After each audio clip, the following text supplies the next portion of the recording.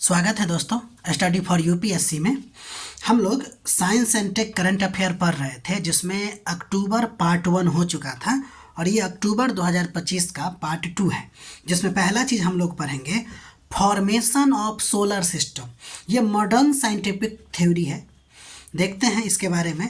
तो द हिंदू में science quiz जो आता है ना, उसमें आपको सौरमंडल के निर्माण और विकास की व्याख्या करने वाले प्रमुख वैज्ञानिक सिद्धांतों की चर्चा की गई थी, जिसमें निहारिका मॉडल, फ्रॉस्ट लाइन अवधारणा और ग्रहों के प्रवासन की परिकल्पना पर क्या किया गया था, आपको प्रकाश डाला गया था। यानी कि हम लोग इसमें 3 चीज़ पढ़ेंगे, निहारिका मॉडल के बारे में, फ्रॉस्ट लाइन अवधारणा के बारे में और ग्रहों के प्रवासन यानी कि माइग्रेशन के बारे में पढ़ेंगे। ठीक, तो आधुनिक वैज्ञानिक सिद्धांत इसी को कहते हैं जो सोलर नेबुला थ्योरी है या नेबुला हाइपोथेसिस है।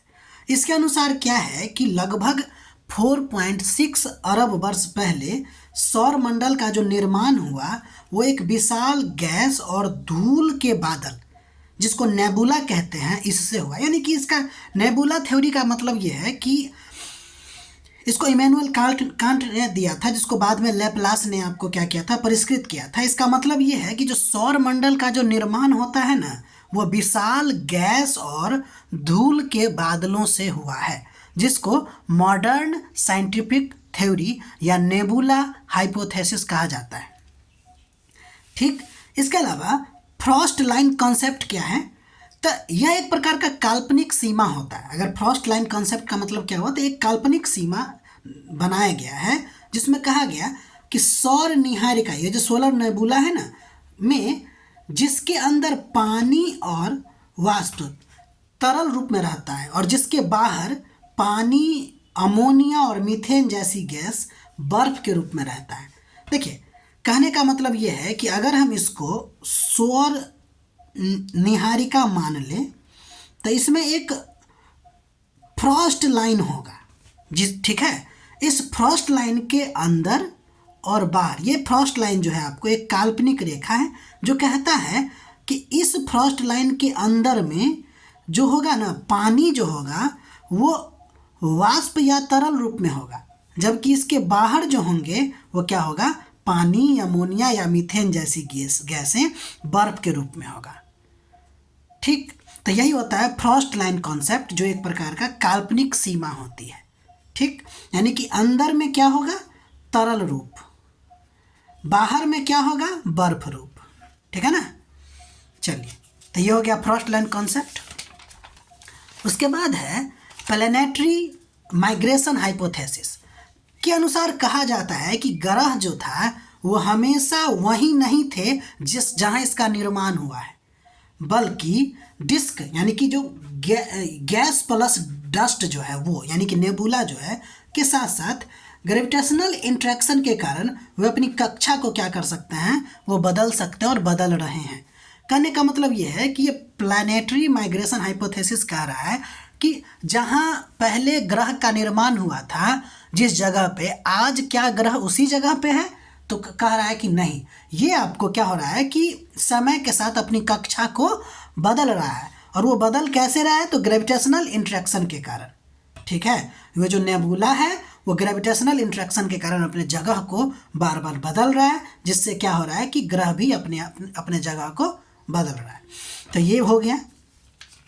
इसके बाद जो है एक नया आपको समझ लीजिए कि प्रस्ताव है या नियम है, जिसका नाम है AI generated synthetic content labelling.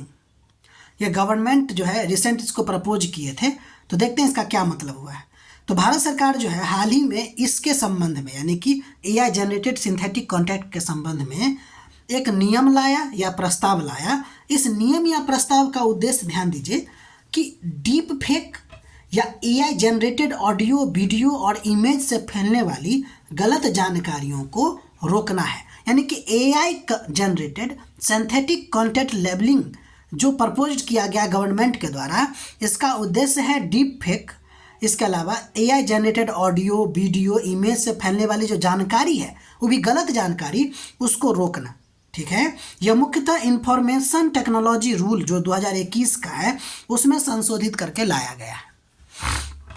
बहुत वीवीआई पॉइंट हो गया यहाँ पे। अब आगे देखिए, अब थोड़ा सा देख लेते हैं कि सिंथेटिक कंटेंट होता क्या है। तो एक सामग्री होती है जिसको एआई या एल्गोरिथम से पूरी तरह से बनाया जाता है या संशोधित यानी कि एडिट करके बनाया जाता है, ठीक है।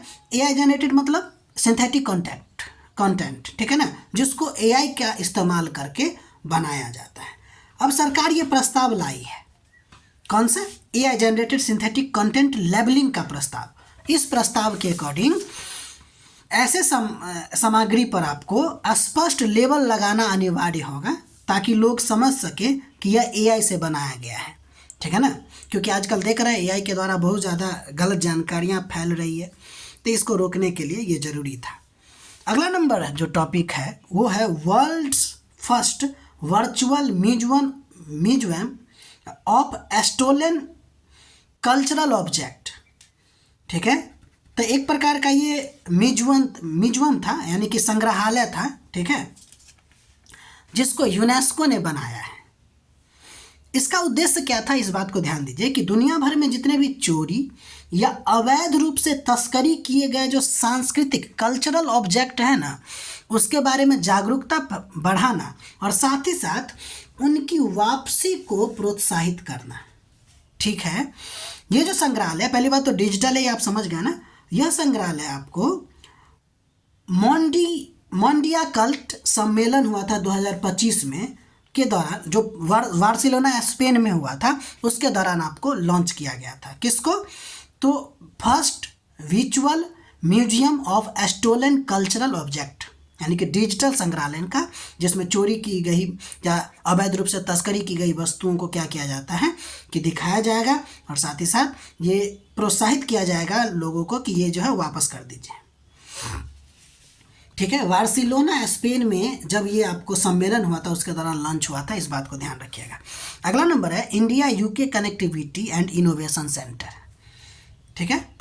देखिए, भारत और यूके के बीच जो है एक स्थापित संयुक्त अनुसंधान और नवाचार मंच है। ये भारत और यूके के बीच में स्थापित हुआ है, जिसका उद्देश्य क्या है कि अगली पीढ़ी की डिजिटल कनेक्टिविटी और दूर संचार तकनीक को विकसित करना, खासकर 6G और AI इनेबल्ड टेलीकॉम के बारे में, ठीक है, इसको विकसित करना है।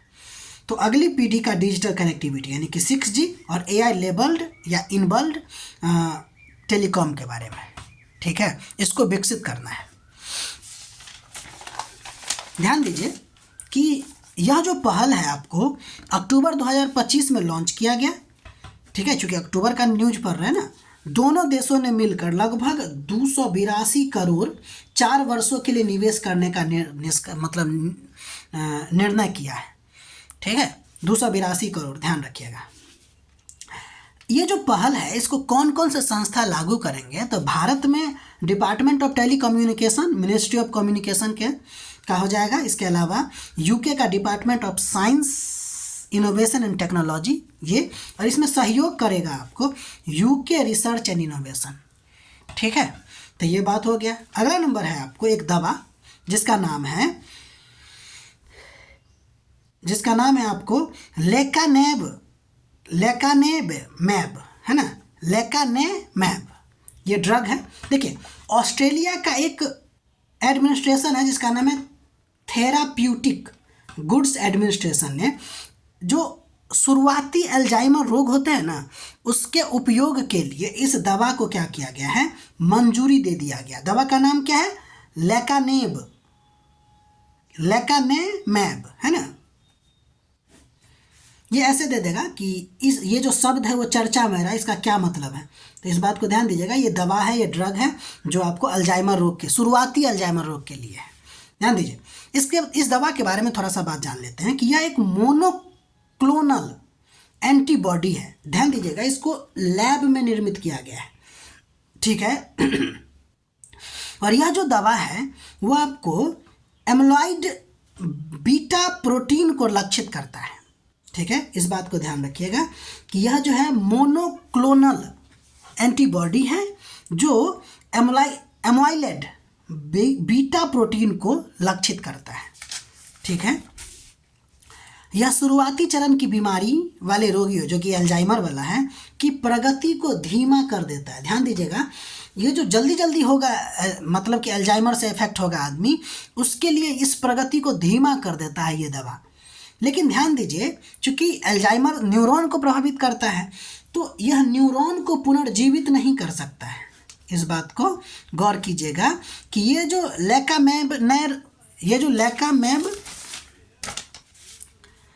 लेकानेब जो दवा है वो आपको न्यूरॉन को पुनर्जीवित नहीं कर सकता, बल्कि वो जो बीमारी है वो स्लो हो जाए इसके लिए काम करता है। ठीक है, तो इस बात को ध्यान रखिएगा। ये आपको अक्टूबर था 2025 का, और ये ख़त्म भी हो गया।